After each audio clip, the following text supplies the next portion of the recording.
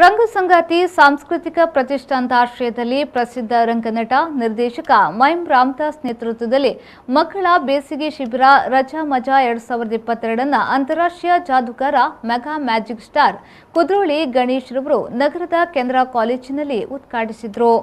ಬೇಸಿಗೆ ಶಿಬಿರವನ್ನು ಉದ್ಘಾಟಿಸಿ ಮಾತನಾಡಿದ mega magic star Kudroli Ganesh ರವರು ಬೇಸಿಗೆ ಶಿಬಿರಕ್ಕೆ ಹೋದ ಮಕ್ಕಳು ಸೃಜನಶೀಲವಾಗಿ ಬೆಳೆಯುತ್ತಾರೆ.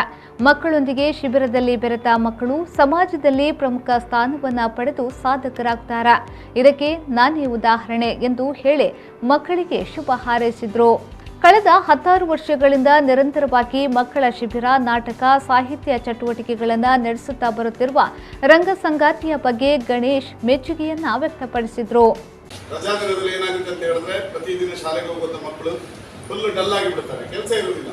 ಅಪ್ಪ ಅಮ್ಮ ಏನ್ ಮಾಡ್ತಾರೆ, ಮೊಬೈಲ್ ಕೊಡ್ತಾರೆ, ಟಿವಿ ನೋಡು ಅಂತ ಹೇಳ್ತಾರೆ. ಸೊ ಅದರಲ್ಲಿ ಕಾಲ ಕಳೆದು ಹೋಗುತ್ತೆ. ಹಾಗೆ ಹೋದ್ರೆ ವೇಸ್ಟ್.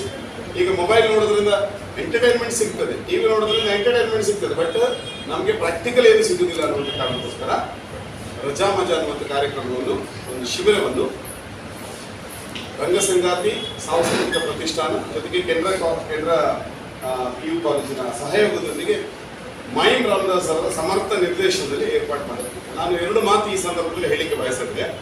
ಯಾಕೆ ಶಿಬಿರಗಳು ಒಬ್ಬನ ಜೀವನದಲ್ಲೇ ಬಹಳ ಮುಖ್ಯ ಆಗುತ್ತೆ ಅಂತ ನಾನು ಹೇಳ್ತೇನೆ.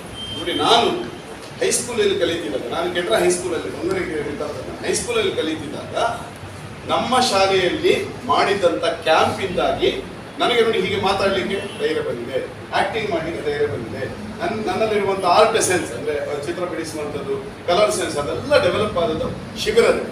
ನೋಡಿ, ಶಿಬಿರಕ್ಕೆ ಹೋಗುವಂಥ ಮಕ್ಕಳು, ಶಿಬಿರಕ್ಕೆ ಹೋಗದಿರುವಂಥ ಮಕ್ಕಳನ್ನು ನಾವು ಎರಡು ಗುಂಪುಗಳನ್ನಾಗಿ ಮಾಡಿದ್ರೆ, ಒಂದು ಇವ್ಯಾಲ್ಯೂಯೇಷನ್ ಮಾಡಿದ್ರೆ, ಆಗ ಯಾರು ಶಿಬಿರಕ್ಕೆ ಹೋಗಿದ್ದಾರೆ ಅವರೇ ಹೆಚ್ಚು ಪ್ರತಿಭಾನ್ವಿತರಾಗಿರ್ತಾರೆ, ಅವರು ಹೆಚ್ಚು ಆಕ್ಟಿವ್ ಆಗಿರ್ತಾರೆ ಮತ್ತು ಓದಿನಲ್ಲೂ ಕೂಡ ಅವರು ಮುಂದಿರ್ತಾರೆ. ಹಾಗಾಗಿ ಯಾರು ಬಂದಿದ್ದೀರಿ ಶಿಬಿರಕ್ಕೆ, ನಿಮ್ಗೆಲ್ಲರಿಗೂ ಅಭಿನಂದನೆ.